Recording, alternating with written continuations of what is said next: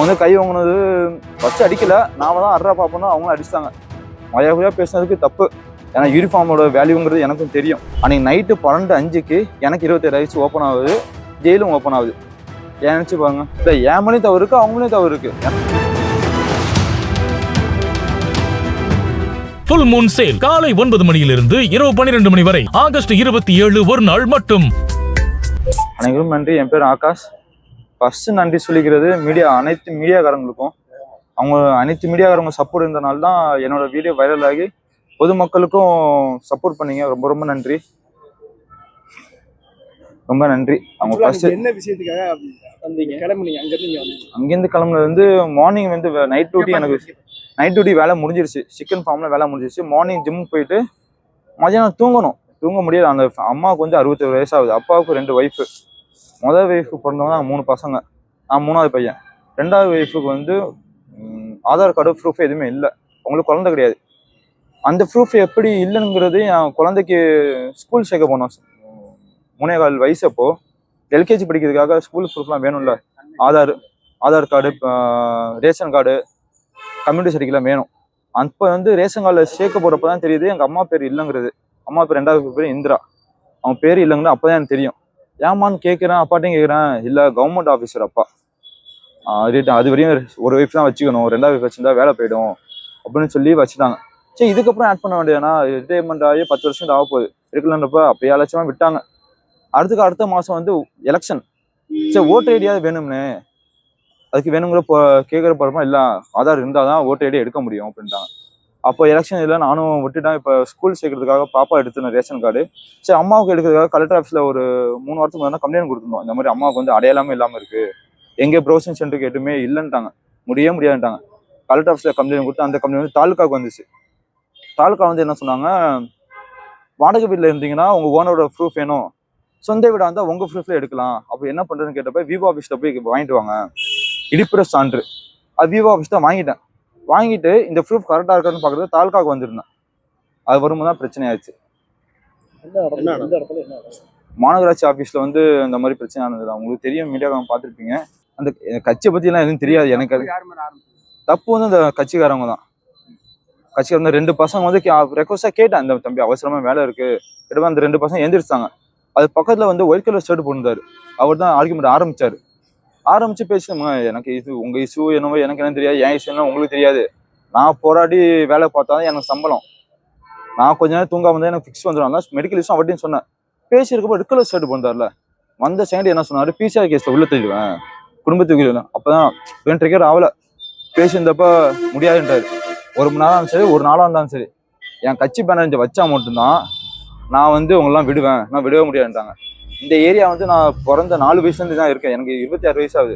Junction அது மணிமண்டபத்துலேருந்து கறந்து வருமே டிராஃபிக் ஏரியா. இதுதான் ஜிஹெச் இருக்குது. அவங்க எவ்வளவோ அவசரமாக போவாங்க, அதையும் சொல்கிறேன், இந்த மாதிரி கிளியராக சொல்கிறேன். அவங்க அவசரம் போவாங்கன்னு சொல்கிறேன். ரொம்ப ட்ரிக்கராக தான் அவங்களுக்கு எனக்கு வாக்குவாதம் ஆச்சு. வாக்குவாதம் ஆகும்போது போலீஸ்காரங்க வந்தாங்க, சரி நீ போன்னாங்க. பொதுமக்கள் எதுக்காப்பு இல்லாமல் அவங்க மேலே எதுவுமே ஆக்ஷன் எடுக்க மாட்டீங்களே, என்ன எதுக்கு ஆர்குமெண்ட் பண்ணுறீங்கன்னு நான் பேச. அவங்க வந்து கை வாங்கினது ஃபர்ஸ்ட் அடிக்கல, நாம தான் அட்ரா பார்ப்போம்னா அவங்களும் அடிச்சிட்டாங்க. மரியாதையா பேசுனதுக்கு தப்பு. ஏன்னா யூனிஃபார்மோட வேல்யூங்கிறது எனக்கும் தெரியும். அவங்க வயசுலேயும் மூத்தவங்க, யூனிஃபார்ம் இல்லாமல் இருந்தாலும் வயசுல மூத்தவங்க. கையா அட்ரா பார்ப்போம்னு சொல்லிட்டேன், தப்பு தான், என் மேலே தப்பு. என்ன அடிக்க வரீங்கன்னு கேட்டுக்கலாம், அட்ரா பார்ப்போம்னு சொன்னது தப்பு தான். அவங்க ஏதோ அரைஞ்சிட்டாங்க, நானும் தப்பாக அடிச்சிட்டேன். அப்போ வந்து போலீஸ் நான் அப்போ கூட வட்டி விட்டுருந்தா கூட எக்ஸ்பீரியன்ஸ் என்ன சொன்னாங்கன்னா, போலீஸ் ஸ்டேஷனும் நான் அடிச்சதுனால உனக்கு எனக்கும் பிரச்சனையா இருந்துச்சு. அவங்க நீ கட்சி மூலியமா பிரச்சனை பண்ணா பிசிஆர் கம்ப்ளைண்ட் ஆகிருக்கும், அவங்க அப்படிதான் பண்ணுவாங்க. அந்த நேரத்தில் தான் நான் அவங்களை காவல்துறை பாதுகாப்பு இருந்துச்சு. நீ எப்படியோ தப்பா நினைச்சிருப்பீங்க, ஏன்னா அந்த சுச்சுவேஷன்ல அடிச்சனால நீ டென்ஷன் ஆயிட்டீங்க. பாதுகாப்பு காவல்துறை நண்பன், அந்த இதில் தான் நாங்களும் பாதுகாப்பாக உங்களுக்கு கொடுத்தோம். அதில் வந்து டென்ஷனில் உனக்கும் ட்ரிக்கர் ஆச்சு, எனக்கும் ட்ரிக்கர் ஆச்சு, அதாவது தப்பாக நடந்து போச்சு. ஆனால் அவங்க மேலேயும் எந்த தப்பும் கிடையாது, அவங்க மேலே எந்த கம்ப்ளைண்ட். ஏன்னா அவங்க ஒரு சர்வீஸில் ஒரு 30-35 வருஷம் சர்வீஸ் பண்ணியிருப்பாங்க, ஒரு எஸ்எஸ்ஏ இருக்காங்க. அவங்க வந்து இதுக்கப்புறமும் அவங்க மேலே எதுவும் பேச வேணாம், அவங்களும் நல்ல மரியாதையா. எந்த அடிப்படையில் உங்களுக்கு பெயில் கொடுத்தாங்க? நான் என்னன்னு தெரியலங்க, எனக்கு எதுவுமே தெரியாது. நான் ஜெயில்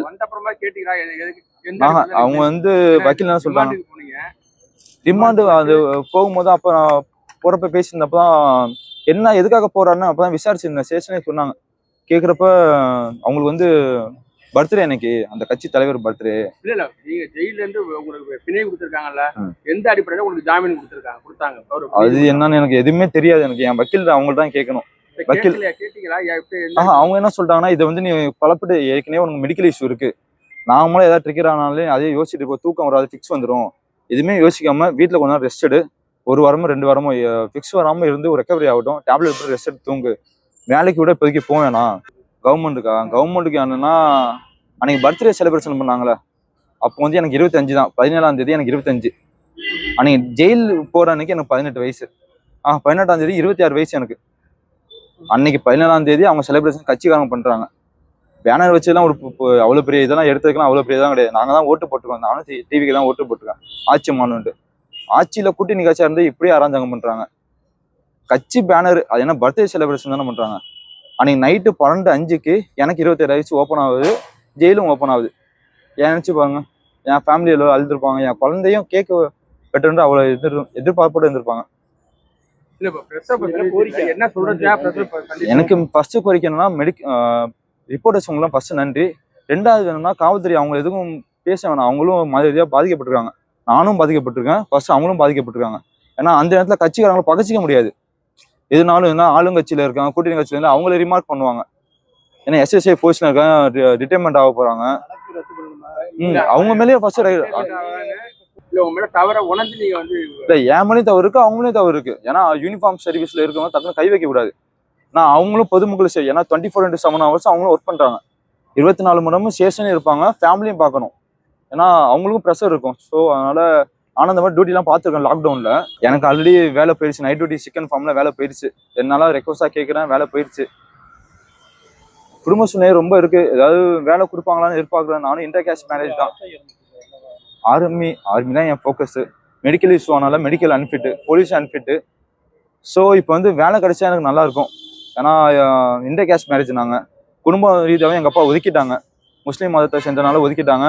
முழுசா என்ன பண்ணிட்டாங்க, என் பொண்ணுக்கும் முஸ்லீம் மதத்தை சேர்ந்த கம்யூனிட்டி இருக்குங்க, அது ஃபுல்லாக ஒதுக்கிட்டாங்க. இப்போ என்கிட்ட பேசவே கிடையாது எங்கள் அப்பா.